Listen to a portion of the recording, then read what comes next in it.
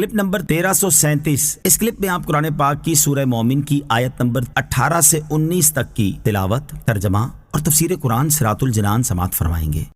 بسم اللہ الرحمن الرحیم۔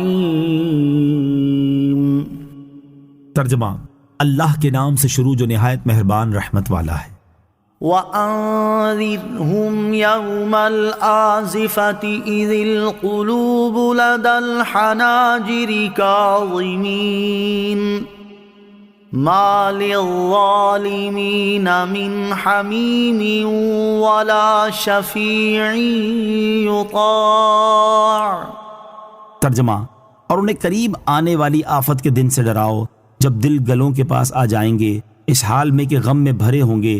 ظالموں کا نہ کوئی دوست ہوگا اور نہ کوئی سفارشی جس کا کہا مانا جائے۔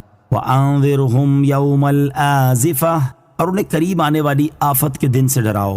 آیت کا خلاصہ یہ ہے کہ اے حبیب صلی اللہ تعالیٰ علیہ وآلہ وسلم، آپ کفار مکہ کو قیامت کے دن سے ڈرائیں، جس کی ہولناکی کا یہ حال ہے کہ اس دن دلگلوں کے پاس آ جائیں گے اور خوف کی شدت کی وجہ سے نہ ہی باہر نکل سکیں گے تاکہ مر کر کچھ راحت پالے، اور نہ ہی اندر اپنی جگہ واپس جا سکیں گے تاکہ انہیں راحت نصیب ہو، اور لوگوں کا حال یہ ہوگا کہ وہ غم میں بھرے ہوں گے، اور اس دن نہ تو کافروں کا کوئی دوست ہوگا اور نہ ہی کوئی سفارش کرنے والا کہ جس کی سفارش سے یہ لوگ عذاب سے نجات پا سکیں۔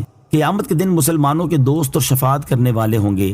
یاد رہے کہ اس آیت میں ظالموں سے کفار مراد ہیں، گناہگار مسلمان اس آیت میں بیان کی گئی وعید میں داخل نہیں، جیسا کہ امام فخر الدین رازی رحمۃ اللہ تعالی فرماتے ہیں، یہاں آیت میں ظالموں سے مراد کفار ہیں، اور اس کی دلیل یہ ہے کہ یہ آیت ان کافروں کی سرزنش کے لیے آئی ہے جو اللہ تعالیٰ کی آیتوں میں جھگڑا کرتے ہیں، تو ضروری ہے کہ یہ آیت کافروں کے ساتھ خاص ہو۔ اور علامہ اسماعیل حقی رحمۃ اللہ تعالی فرماتے ہیں، اس آیت میں یہ بات بیان ہوئی ہے کہ کافروں کے حق میں کوئی شفاعت نہیں، کیونکہ یہ آیت کافروں کی مذمت میں آئی ہے۔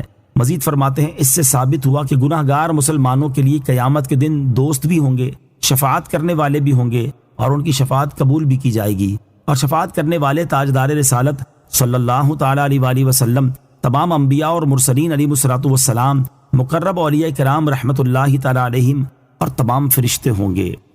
يَعْلَمُ خَائِنَةَ الْأَعْيُنِ وَمَا تُخْفِي الصُّدُورُ۔ ترجمہ، اللہ آنکھوں کی خیانت کو جانتا ہے اور اسے بھی جو سینے چھپاتے ہیں۔ يَعْلَمُ خَائِنَةَ الْأَعْيُنِ، اللہ آنکھوں کی خیانت کو جانتا ہے۔ آنکھوں کی خیانت سے مراد چوری چھپے نامحرم عورت کو دیکھنا اور ممنوعات پر نظر ڈالنا ہے، اور سینوں میں چھپی چیز سے مراد عورت کے حسن و جمال کے بارے میں سوچنا ہے۔ یہ سب چیزیں اگرچہ دوسرے لوگوں کو معلوم نہ ہوں لیکن انہیں اللہ تعالیٰ جانتا ہے۔ حضرت عبداللہ ابن عباس رضی اللہ تعالیٰ عنہ اس آیت کی تفسیر میں فرماتے ہیں، ایک آدمی لوگوں میں موجود ہوتا ہے اور ایک عورت ان کے پاس سے گزرتی ہے، وہ آدمی دوسرے لوگوں کو یہ دکھاتا ہے کہ اس عورت کی طرف نہیں دیکھ رہا، اور جب لوگ اس سے غافل ہوتے ہیں تو وہ اس عورت کو دیکھ لیتا ہے، اور جب لوگ اسے دیکھنے لگتے ہیں تو اپنی آنکھیں بند کر لیتا ہے، حالانکہ اللہ تعالیٰ اس کے دل پر مطلع ہے اور یہ بھی جانتا ہے کہ وہ شخص اس عورت کو دیکھ رہا ہے۔ نظر بچا کر غیر محرم عورتوں کو دیکھنے والوں کے لیے نصیحت۔ اس آیت سے معلوم ہوا کہ اللہ تعالیٰ اعضاء کے افعال جانتا ہے، کیونکہ اعضاء کے افعال میں سب سے خفیہ فعل چوری چھپے دیکھنا ہے، اور جب اسے اللہ تعالیٰ جانتا ہے تو دیگر اعضاء کے افعال بدرجہ اولا اسے معلوم ہوں گے۔ یوں ہی اللہ تعالیٰ دلوں کے افعال بھی جانتا ہے، اور جب حاکم کے علم کا یہ حال ہے تو ہر مجرم کو اس سے بہت زیادہ ڈرنا چاہیے، اور بطور خاص ان لوگوں کو اللہ تعالیٰ سے خوف کھانا چاہیے جو چوری چھپے غیر محرم عورتوں کو دیکھتے ہیں اور ان کے حسن و جمال پر نثار ہوتے ہیں۔ ہمارے بزرگان دین رحمۃ اللہ تعالیٰ علیہم کا ایسے معاملات میں کیسا تقویٰ تھا، اس کی ایک جھلک ملاحظہ ہو۔ چنانچہ حضرت سلیمان بن یسار رحمۃ اللہ تعالیٰ کے بارے میں منقول ہے کہ آپ حج کرنے کے لیے مدینہ منورہ سے ایک رفیق کے ساتھ نکلے، جب ابوا کے مقام پر پہنچے تو رفیق کے سفر اٹھا اور دسترخوان لے کر کچھ خریدنے بازار چلا گیا، جبکہ حضرت سلیمان بن یسار رحمۃ اللہ تعالی خیمے میں بیٹھے رہے۔ آپ بہت زیادہ خوبصورت اور انتہائی متقی تھے۔ ایک دیہاتی عورت نے پہاڑ کی چوٹی سے آپ کو دیکھ لیا اور اتر کر آپ کے سامنے کھڑی ہو گئی۔ اس نے برقع اور دستانے پہنے ہوئے تھے۔ جب اس نے چہرے سے پردہ اٹھایا تو اس کے حسن کا حال یہ تھا گویا چاند کا ایک ٹکڑا ہو۔ اس نے کہا، مجھے کچھ دیجیے۔ حضرت سلیمان رحمۃ اللہ تعالی نے سمجھا کہ شاید روٹی مانگ رہی ہے۔ آپ اسے روٹی دینے لگے تو وہ کہنے لگی، مجھے روٹی نہیں چاہیے، بلکہ میں تو وہ تعلق چاہتی ہوں جو شوہر اور بیوی کے درمیان ہوتا ہے۔ آپ رحمۃ اللہ تعالی نے فرمایا، تجھے شیطان نے میرے پاس بھیجا ہے۔ یہ فرما کر آپ نے سر مبارک اپنے گھٹنوں میں رکھ لیا اور زور زور سے رونے لگ گئے۔ جب عورت نے یہ حالت دیکھی تو اپنا چہرہ ڈھانپ کر واپس چلی گئی۔ جب آپ رحمۃ اللہ تعالی کا ساتھی واپس آیا اور آپ کی یہ حالت دیکھی کہ رونے کی وجہ سے آنکھیں سوج گئیں اور گلا بند ہو گیا ہے، تو پوچھا آپ کیوں رو رہے ہیں؟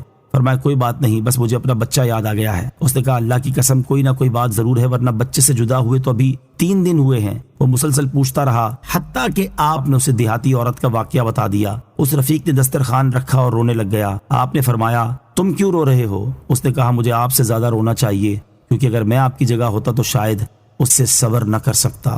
چھپ کے لوگوں سے کیے جس کے گناہ، وہ خبردار ہے کیا ہونا ہے۔ ارے او مجرمے بے پرواہ دیکھ، سر پہ تلوار ہے کیا ہونا۔